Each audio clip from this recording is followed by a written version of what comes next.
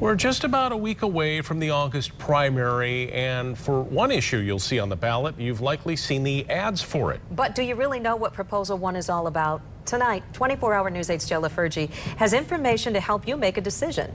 It's being billed as a win-win for businesses. It would do away with an annual tax on equipment that keeps their factories and offices running, and for public services like police and fire protection, because they wouldn't lose any of their funding.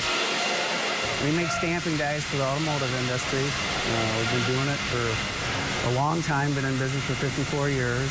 You've probably seen, maybe even driven, the vehicles with components made when hot metal is poured into these styrofoam forms on the floor of Vans Patterns on Grand Rapids North Side. We've worked for, Volkswagen out of Mexico, and we've made BMW, we've made about every car there is. I mean, some part for it. But like so many businesses in Michigan, Vandermolen's company paid the sales tax on equipment on the plant floor, then paid again and again and again. Oh, this machine here I've had for 25 years, and I'm still paying tax on it. That's because this and most every other machine on the floor is subject to Michigan's personal property tax.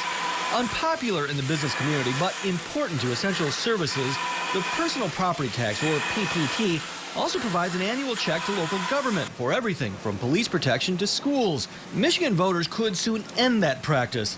The August 5th ballot asks voters to do away with the personal property tax. Proposal 1 is the result of a bipartisan effort to end the tax, but guarantee money from the PPT would be replaced by shifting dollars already collected by the state's use tax, levied on purchases like those made by mail order or over the internet, to local communities. That's about $3 million annually in the city of Kentwood's case.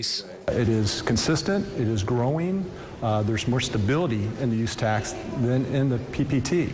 So for local government, it actually is a more stable funding mechanism than the PPT is. We found no organized opposition to the proposal, but if the formula sounds confusing, you've hit on one of the biggest obstacles faced by Proposal 1 supporters, getting you to understand it.